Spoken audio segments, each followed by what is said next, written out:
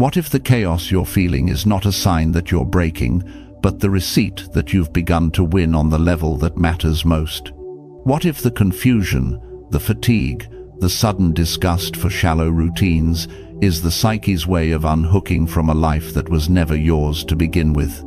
By the end of this film, you'll have a compact method you can run under pressure, the 3-scan protocol of a Stoic to turn uncertainty into traction, and you'll leave with a single line you can say to yourself in the exact moment the ground moves, a line that closes a loop, will open right now and won't close until the final minute.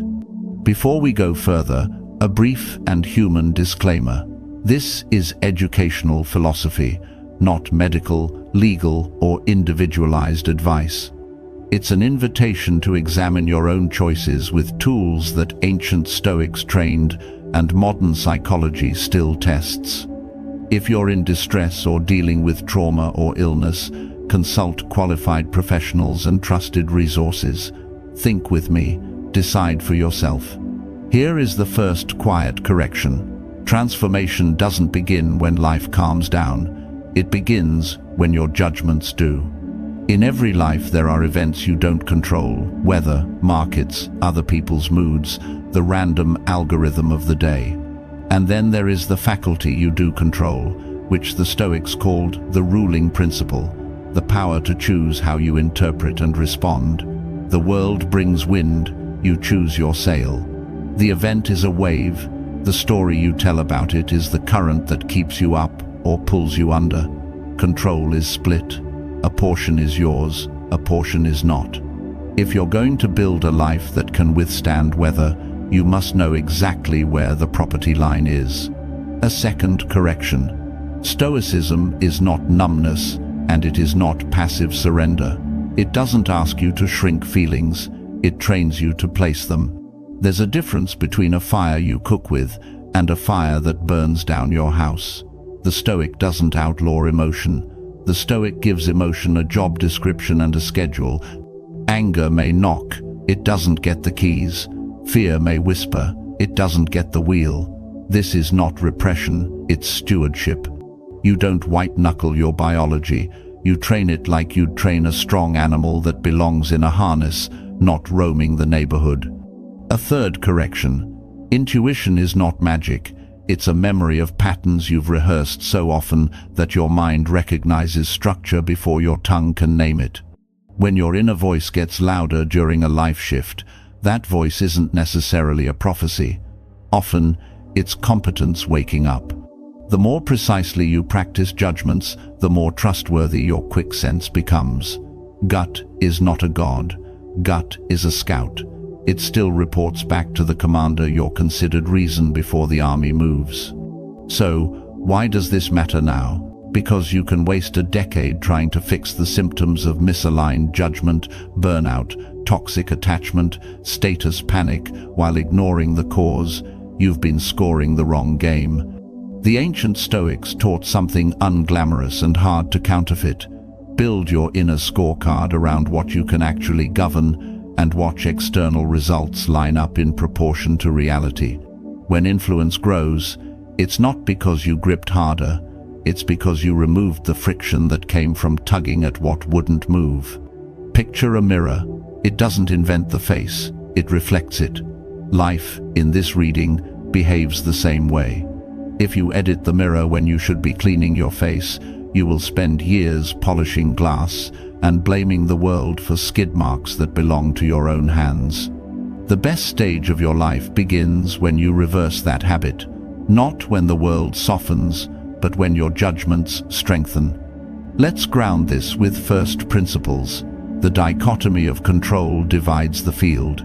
Some things are up to us: choices, attention, effort, preparation, the stories we endorse, the standards we keep when nobody is watching. Some things are not. Outcomes, other people's will, accidents, the timing of opportunity, the weather of history. Confuse these, and your life becomes a knot.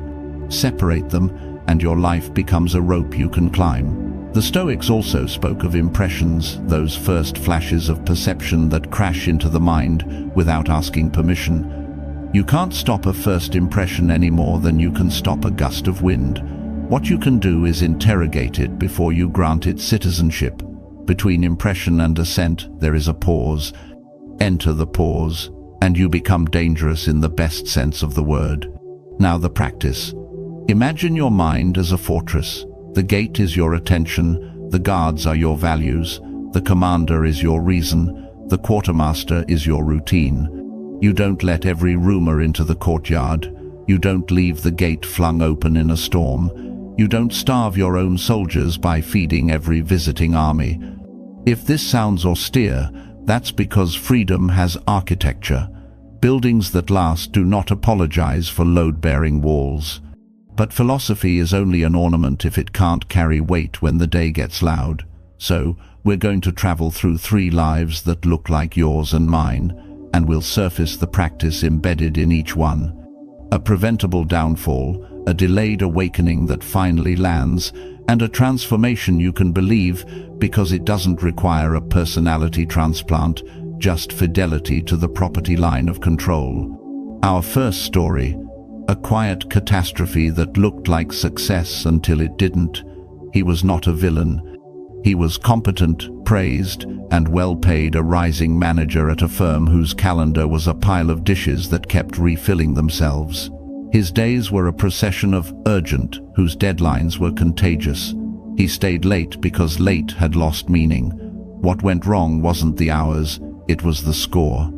He'd confused the outer prize with the inner practice, so his peace rose and fell with metrics he couldn't actually govern. If the quarterly chart smiled, he slept.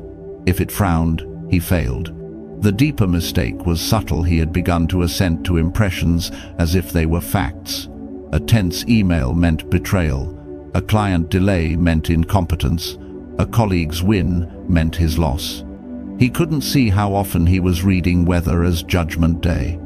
At home, his fuse shortened. He had no language for why a small request felt like a verdict.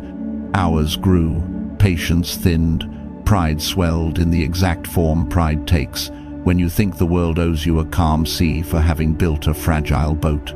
The fall didn't arrive as scandal, it arrived as erosion. Health markers drifted, relationships crinkled into logistics. He became the sort of tired that sleep doesn't fix, the spiritual version of dehydration. Then came the email. He'd always feared. A client migrated, a deal dissolved, a number he'd promised could no longer be defended. The story he told that night decided everything. If he made the event about fate's cruelty, he'd fight phantoms until he had none of himself left.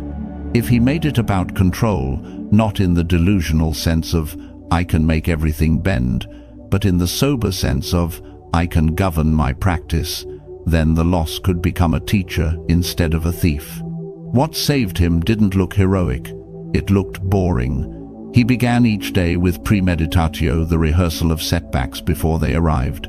Failures, delays, rejection, outages. He stood in his kitchen and said out loud, "Some of what I plan will not happen, and that does not get to decide my character." He added the reserve clause to every plan. "I will do this, fate permitting." This soft line sharpened his work. Why? Because it separated preparation from outcome. He intensified what was his and stopped bargaining with what wasn't. He ran the 3-scan protocol before important actions. First scan, event versus judgment. Name the raw facts in one sentence, tie your hands to that sentence, and notice where your mood is writing extras. Second scan, control line, list what is genuinely yours in the next hour, and shut the door on what isn't. Third scan, standard ask, what would a person I respect do now if they cared about the long game more than applause? He found that panic shrank when the job had a shape. Where did power return? Not in the market's mood, in the small moments where he withdrew assent from dramatized impressions. Meetings changed because he arrived with one page he'd prepared in advance. His inner KPI for the hour: questions to ask, constraints to surface, risks to price. He still wanted wins. He no longer allowed wins to define his temperature. He did something else that looks like defeat to the untrained eye. He practiced voluntary discomfort, not because cold showers are a superstition that makes you moral, but because choosing small friction daily inoculates you against large friction unwillingly. He walked to work twice a week. He ate plainly when he could have indulged. He trained the muscle that says, "I can do what I said, even when it's not fun." Power dynamics at the office began to tilt. The more centered he seemed under pressure, the less others tried to yank his strings. This is the Machiavellian counterpoint that matters. Systems respect the person who doesn't flinch at weather. Not because he is cruel, but because he is not recruitable by panic. His downfall was avoidable because the cause was within his property line. He changed the score, and the slope followed. The second story is slower and more tender. She carried a life that looked loyal from the outside and felt like shrinking from the inside. For years, she had been living as the person everyone admired her for being. She was good at roles. The problem was not that she played them. The problem was that she forgot to ask who assigned the script. On paper, everything made sense: steady career, textured friendships, stability that families thanked the sky for. Yet, the quiet hours made a different sound. She felt a detachment that at first looked like ingratitude and then began to feel like grief. Not a grief for tragedies, but a grief for unlived choices. An old ambition she had shelved to make room for safety began tapping again. She tried to talk herself out of it with the usual laws. It's too late. It's selfish. Others need me as I am. Those lines are persuasive because they mix truth and fear. The Stoic lens does not tell you to rebel against every expectation. It tells you to examine whether the expectations you follow are compatible with your governing values. The turning point arrived on a small morning. No thunder, no revelation, just a walk where she asked a braver question. If I refused to lie with my calendar, what would tomorrow look like? She realized she was avoiding the very experiments that could falsify her fears. She began a practice that remains one of the most efficient ways to update a life. Run controlled trials on your own identity. Keep the job, test the calling, short, protected time windows, real deliverables. A commitment to evaluate the experiment by standards you control: quality of attention, integrity to values, consistency of effort rather than metrics you don't, like instant applause. The first months were not glamorous. What changed was her relationship to intuition. She stopped waiting for a neon sign. She learned to pass the difference between a fear that protects and a fear that prevents. Protective fear says, don't step into traffic. Preventive fear says, don't step into possibility. It might prove your old story wrong. The way she trained the difference was simple. She wrote down the story her fear told in a single sentence. Then she wrote down the behavior the story demanded. Then she asked if obeying that behavior would preserve her character or merely preserve her comfort. Over time, a self emerges. Friends adjusted or left. That hurts and it heals. Toxic dynamics became intolerable, not because she grew arrogant, but because her nervous system stopped calling exhaustion generosity. She installed boundaries with clear language: what she would give, when she would give it, how she would give it, and the condition that made giving sustainable. The condition was respect. Boundaries were not punishments. They were architectural drawings for a house she could live in without resenting the guests. Here is where the Stoic and the Machiavellian meet without betraying compassion. Power is not domination. Power is non-negotiability about the terms under which you will transact your life. Systems, families, teams, markets will always push to the edge of your stated boundary.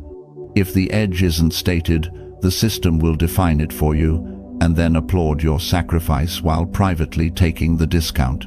When she articulated her terms calmly, the hours she would guard for deep work, the phone she would not answer during sacred blocks, the projects she would decline even if they earned praise, the center of gravity shifted.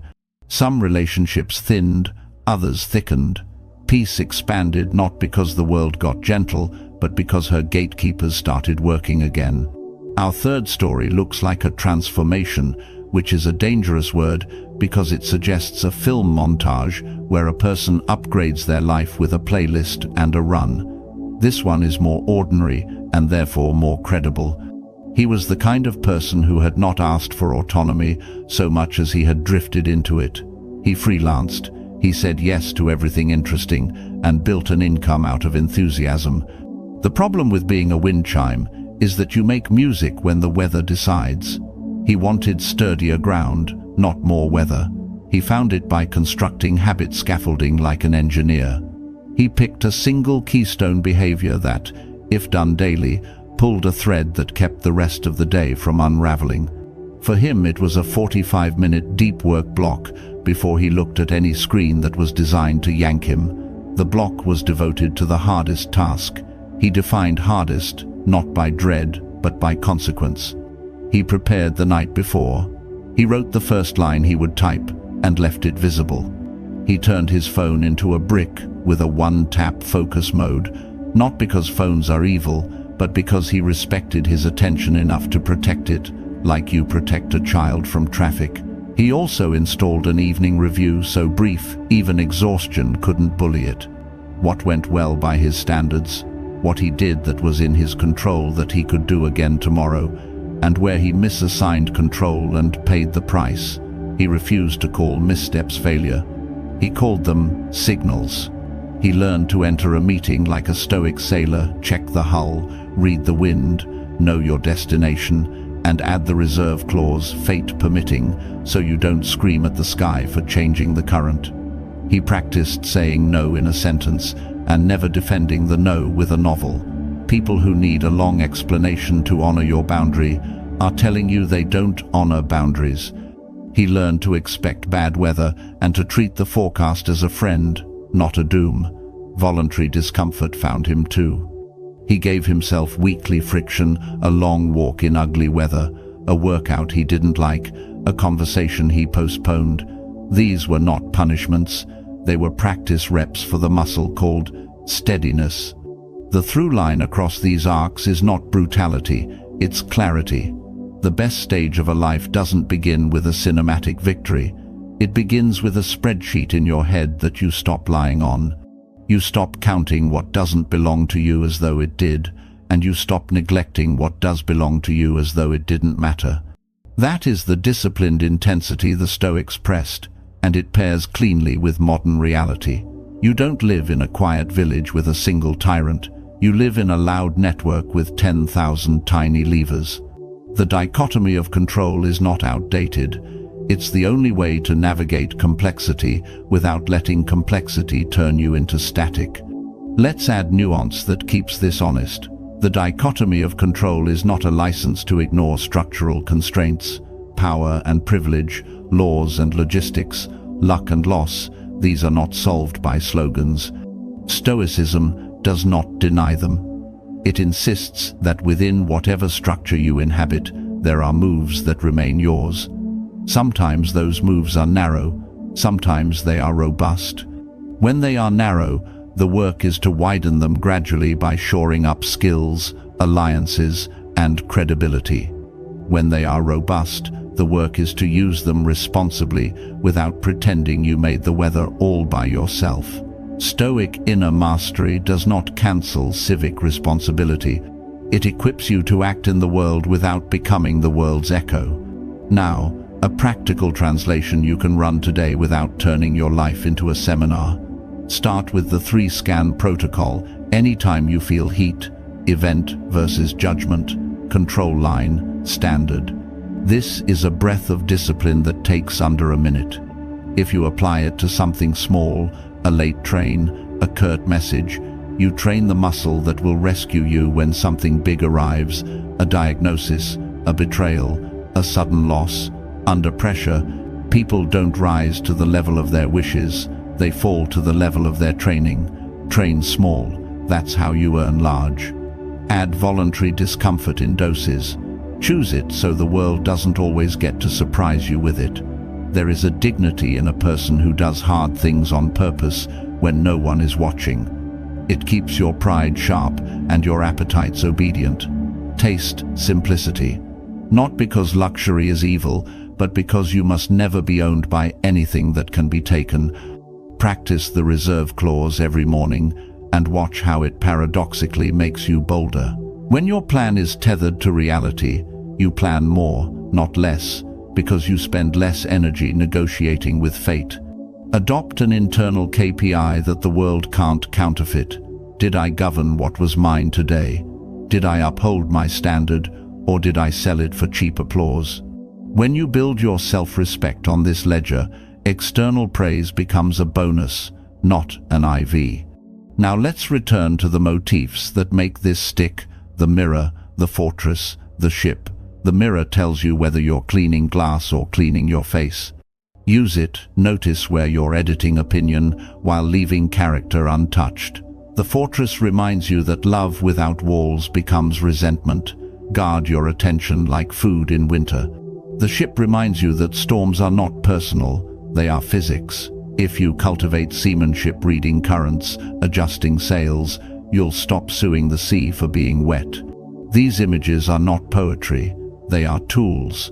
When the day tilts, pick one and run it until your mind stops spilling. You might be feeling the detachment that the source content names, the hollowing of old habits, the loss of appetite for roles you performed on autopilot. Stoicism's answer is not to trash your past or scorn your old self. It is to integrate. Gratitude for who kept you alive then, courage to become who can lead you now. If a relationship becomes radioactively expensive to your character, you can exit with dignity. If a job requires you to lie daily, you can leave before the lie becomes your last name.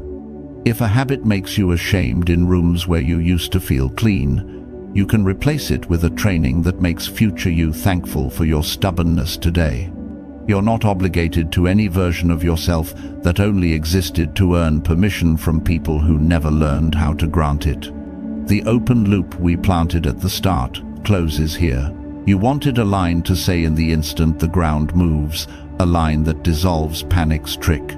It's this: my judgments are my jurisdiction. Repeat it under your breath, like you'd tighten a strap before the climb. In that sentence is the property line. In that sentence is the end of helplessness that comes from cribbing your peace from metrics nobody can guarantee you. In that sentence is the freedom to act without begging the weather to cooperate. Say it, and then prove it, by doing one small thing that belongs to you. Steady your breath, write the first line, set the boundary, ask the real question, drink the water, send the apology, refuse the gossip, plan the hour, walk the block. Action is a solvent, it dissolves fog. We've sketched the life cycle of a shift that doesn't look like fireworks, but ends up moving mountains. You question premises, you detach without malice, you redefine what matters from optics to meaning. Your intuition grows clearer because you fed it evidence. You install boundaries that are love's bodyguard, not its enemy. You accept that your old costume no longer fits, and you stop criticizing your bones for growing. Along the way, you make room to hurt where hurting is honest. There is loneliness in the hallway between rooms. It is not a void, it is a womb. You don't need to romanticize the pain to respect the birth. There is also a power conversation we should leave you with, because you do not live in a monastery. You live in systems. Stoic agency, rightly understood, makes you harder to manipulate because your panic no longer writes your emails. It also makes you easier to trust because you don't change your ethics when the lights go off. This paradox is what bends power toward you without theatrics. You become someone whose boundaries are as predictable as the laws of gravity. People can walk near you without guessing the rules. And for those who prey on guesswork, you become unprofitable. The point is not to dominate. The point is to be unpushable where your values are at stake and adaptable everywhere else. Hold that stance and the very signs that once scared you become confirmations. You question what you were told to want and discover what you want when you're not being watched. You feel old attachments grow loose, not because you're broken, but because you've outgrown the room. You find meaning outranking metrics, so you stop buying applause with your peace. Your intuition becomes a quiet compass that rarely shouts because you honor it before it needs to. You hunger to learn, not to hoard facts, but to sharpen a life that could carry real weather. You stop tolerating the energetic mold that used to look normal because sickness stopped qualifying as hospitality, and you no longer feel at home in the costume that kept you safe at the expense of your honesty. If this is you right now, then you are not collapsing. You're re-architecting. The blueprint changes before the skyline does. That's why it feels like nothing is happening on the surface while everything is happening inside. Patience here is not passivity. It is pressure applied to the right beam for long enough that the structure commits. When in doubt, return to the basics: 3 scans, reserve clause, voluntary friction, evening review, and an inner KPI that nobody can counterfeit. Let others chase appearances. You will build endurance. Let others ask the storm to stop. You will become a sailor. As we taper, a final reflection, portable enough to carry in a pocket, but heavy enough to anchor you when the news turns loud. Character is your only guaranteed asset. Markets reprice it, rooms notice it, children inherit it, teams trust it, enemies respect it. Time reveals it. If you tend it, the world will still be hard, but you will stop making it harder. The best stage of your life is not a season you stumble into. It is a standard you uphold long enough that the season forms around it. If this landed and you want a next chapter that meets you where you are, we can go deeper into one discipline that compresses much of this into a daily drill. Negative visualization, the art of rehearsing loss to sweeten presence and sharpen preparation without becoming morbid. Or we can map time as a Stoic resource: what to promise, what to protect, and how to build a calendar that does not lie on your behalf. For now, carry this sentence into the noise and let it do its work. My judgments are my jurisdiction. When the ground moves, you already know what to do. You steady the mirror, you secure the gate, you set the sail, and you proceed.